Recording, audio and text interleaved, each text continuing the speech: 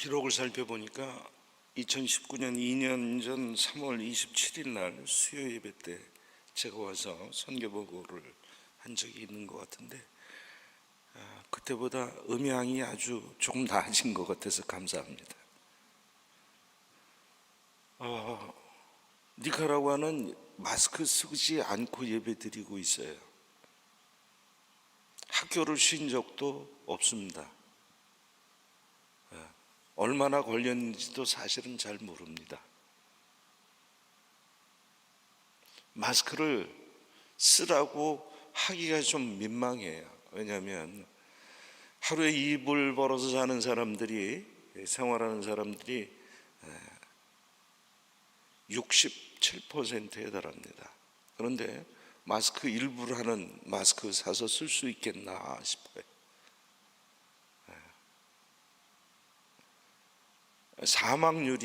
확진자의 사망률이 26%에 달합니다.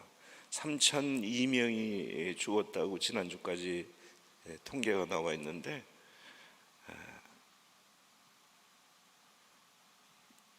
가장 가슴 아픈 것은 2년 전에 와서 동영상 보여드렸지만 전도대회를 함께 치른 목회자들, 니카라과에서만 85명의 목회자들이 세상을 떴습니다.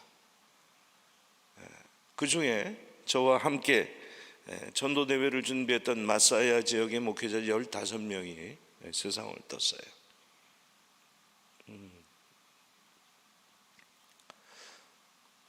이게 남의 일 같다고 생각했는데 남의 일이 아니고, 저하고 같이 전도대회를 준비했던 분들이 그렇게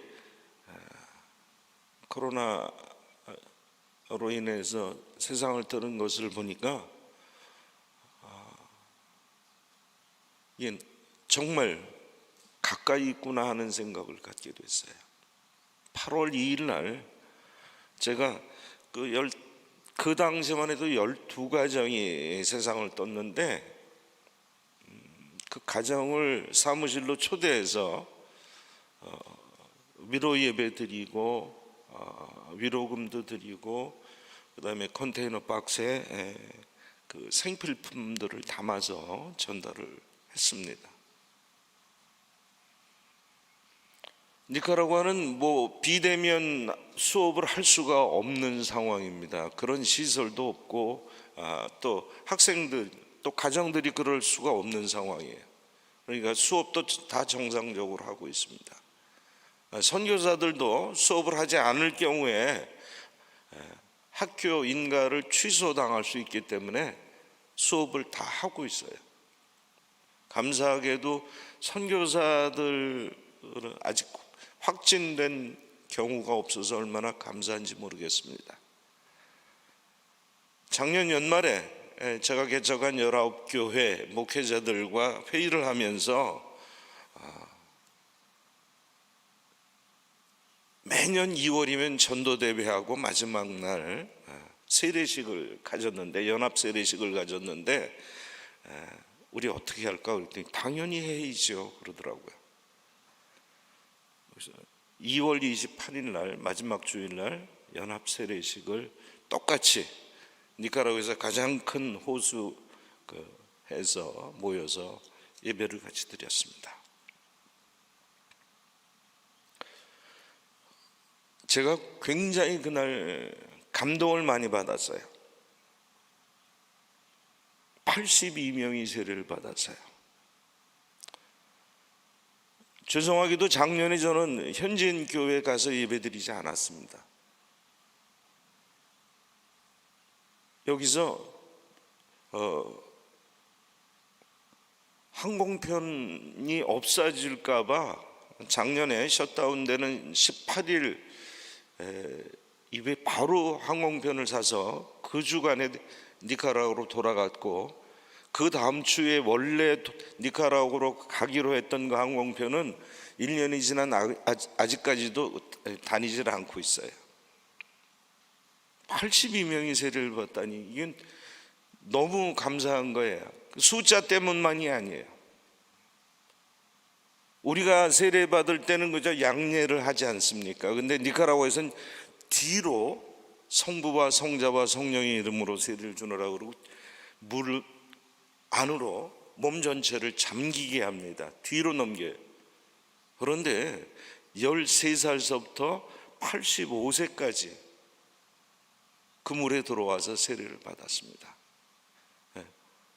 목발을 짚지 않고서는 걸을 수 없는 형제가 들어와서 세례를 받고 70이 넘은 부부가 들어와서 세례를 받고 할 때 제가 느낀 것은 선교는 내가 하는 게 아니다 그랬어요. 선교는 하나님이 하시는 거예요. 저는 그냥 그 자리에 있었던 것밖에 없어요. 선교는 하나님이 하시는구나. 우리가 1년 동안 그 팬데믹 상황 속에서도 잘 지낸 게 내가 내 스스로를 잘 보호해서 이렇게 건강하다고 생각하세요? 그렇지 않아요. 오늘 본문에 배 위에서 예수께서 말씀을 전하시고 건너가자고 하십니다. 자, 제자들이 예수님과 같이 있어요. 같이 있는데 주도권은 누가 쥐었어요? 자세히 보세요.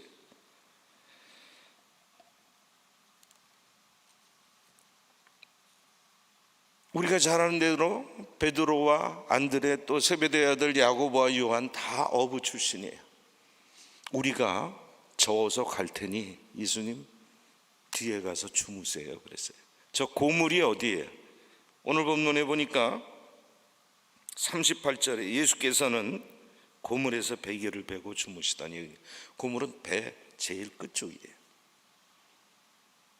자, 한 배를 타고 가는데 배를 항해하는 사람은 제자들이에요. 주님이 아니에요. 우리가 우리의 삶에 주님이 직접 관여하고 계시고 인도하고 계시고 또 우리의 삶을 주장하고 계신다고 믿기는 믿어요, 머리로. 하지만 핸들링은 우리가 해서 문제예요. 그 니카라과에서 4월 30일이면 이제 제가 만 25년을 꽉 채웁니다. 26년 차 들어가는데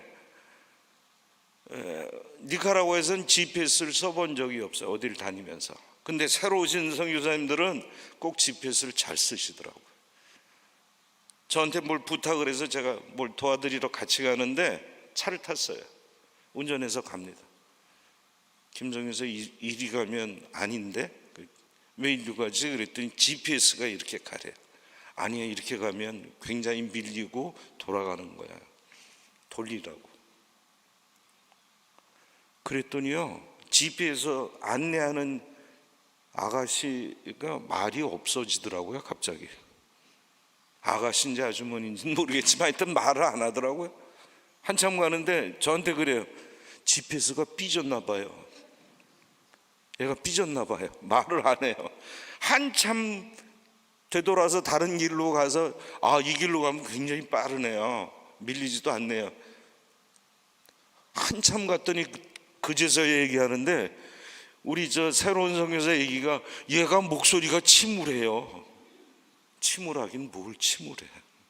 GPS가 삐지긴 뭘 삐져요. 근데 제자들의 모습과 GPS의 모습과 저의 모습이 똑같더라고요. 예수님이 우리의 팔뚝을, 우리의 손을 붙잡고 계신데 괜히 우리가 삐지고 괜히 우리가 입 쭉 내밀고 괜히 우리가 불평하면서 사는 거예요.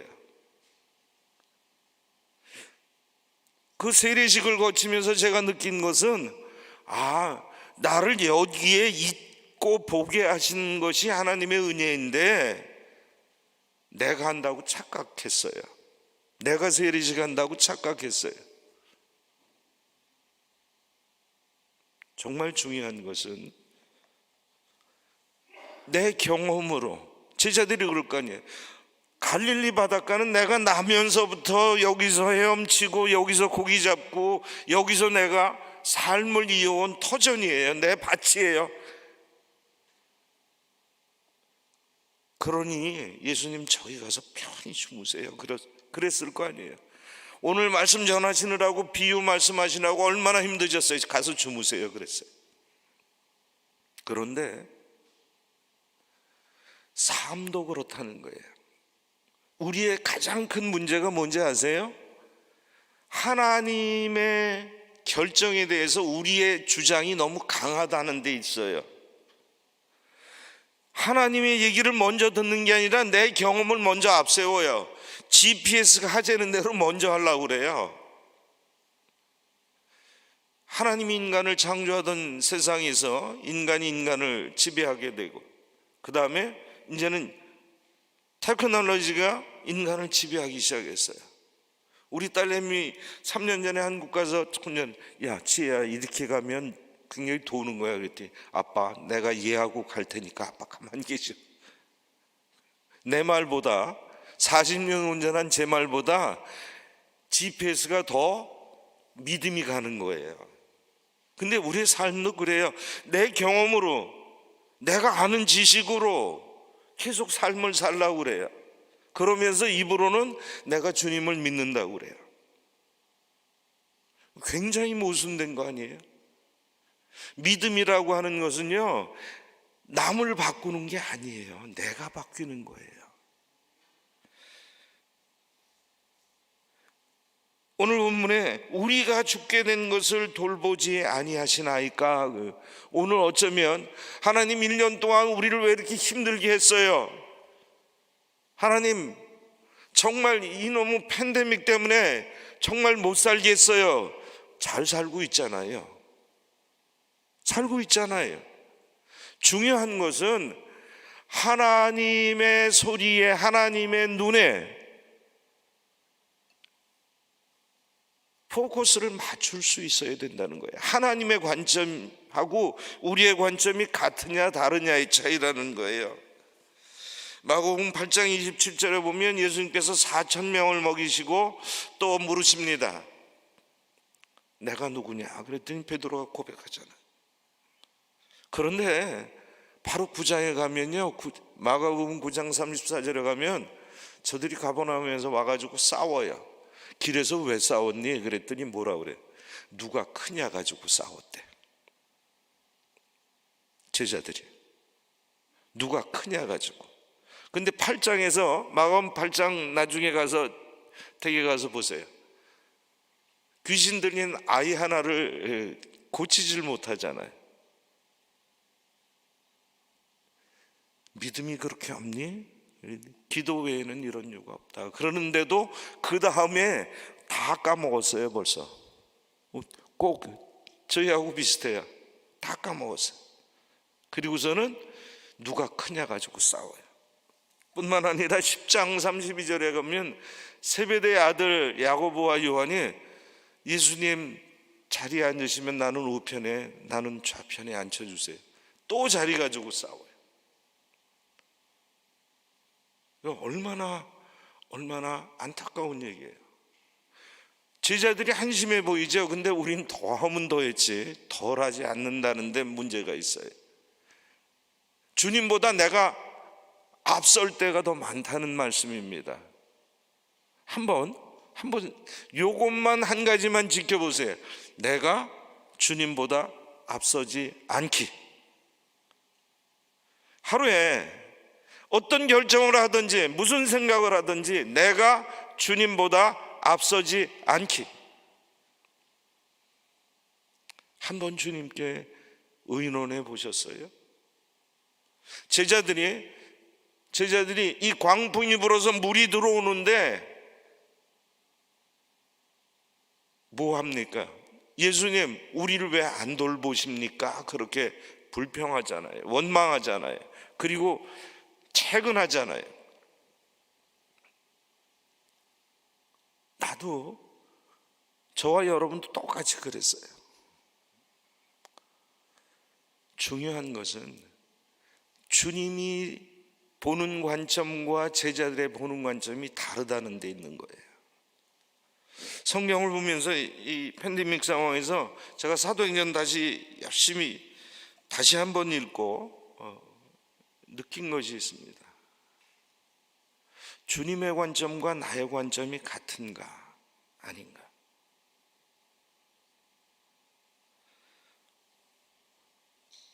예수님께서 문제를 해결하셨어요. 문제 해결은 늘 예수님 몫이에요. 그런데 우리는 하나님은 언제든지 정확하세요. 틀림이 없으세요. 그리고 우리를 사랑하시길 원하세요. 창세기 14장에 보면 하나님께서 아브라함을 시험하시고자 아들을 데리고 가서 지시할 곳으로 가라 그러잖아요. 그래서 사면길을 가서 아들의 목을 매러 칼을 듭니다. 바로 그 자리가 지금 우리가 잘 아는 예수님께서 십자가에 달리신 그곳과 그렇게 다르지 않습니다.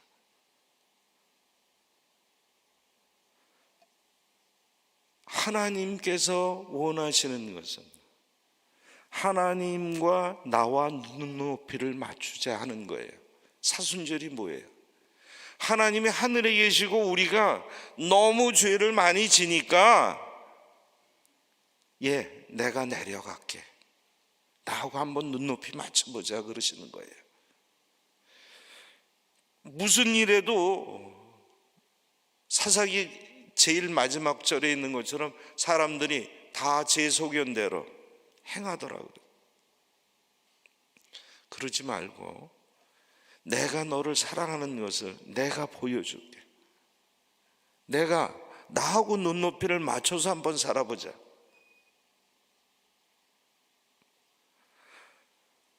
우리를 왜 버려두십니까? 오늘도 이 생각할 수도 있어요. 하나님, 나 이 상황이 정말 힘들어요.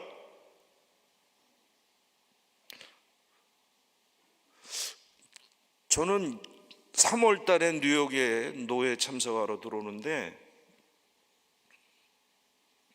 지금 입고 있는 이 옷을 지금 한 24년째 입고 있는 것 같아요. 3월 달에만 입는 옷이에요. 왜? 한국에서 올 때 가져왔던 겨울 옷들이 니카라과 정말 비가 많이 오고 그러다 보니까 좀 쓸고 곰팡이 쓸고 해서 다 버렸어요. 97년에 뉴욕에 와서 벌써 이 자켓을 하나 샀어요. 감사한 게 25년째 이 자켓이 맞아요. 이 끝단들이 조금 나달라달하지만 전혀 감사한 게 똑같은 체형으로 하여튼 입을 수 있게 해주셔서 감사한 거예요. 그전에는 무엇을 입을까 무엇을 먹을까 그 생각 잘 이해가 안 됐어요. 근데 옷 잘 입는 거예요. 그 소용없더라고요. 하늘나라 가는데 아무런 소용이 없더라고요. 문제를 해결하는데 소용이 없더라고요. 요새는요 팬데믹 되니까 뉴욕에 와서 있다 보니까 만나는 걸 많이들 두려워하세요. 어떤 땐 하루에 한 번 식사를 할 때도 있어요. 이렇게 만나서 식사할 때가. 그러면 식사를 할까 말까, 이참에 그냥 성경 보고 먹지 말자 그런 생각을 하게 되더라고요. 그러니까 조금 헛살도 빠지고 괜찮아지는 것 같아요. 정신도 맑아지고. 우리가 누가 크냐, 누가 어느 자리에 앉느냐, 그 중요한 거 아니에요. 사실 어느 길로 가느냐 중요한 거 아니에요. 문제는 내가 주님과 같이 가고 있느냐. 같이 가고 있는데도 아직도 이 삐죽 내밀고 내가 원망하면서 불평하면서 내 지식과 내 경험에 맞지 않는다고 내가 핸들링 하려고 하지 말자는 거예요. 예수 믿는다는 건요 간단해요. 주님이 원하시는 게 무엇일까? 주님보다 앞서지 않는 것이 예수 믿는 거예요.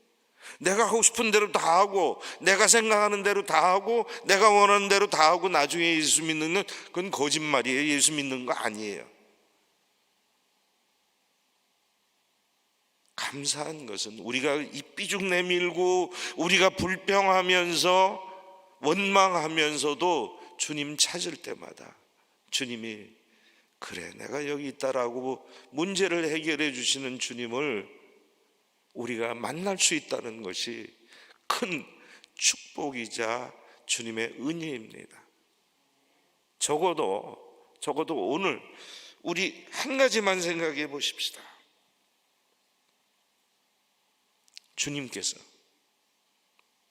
우리와 한 배에 타고 계세요. 이제는 주님보다 앞서지 마십시다. 이제는 주님께 한 번이라도 물어보고 행하십시다. 그리고 우리가 주님을 찾으면 거기에 언제든지 주님이 계십니다.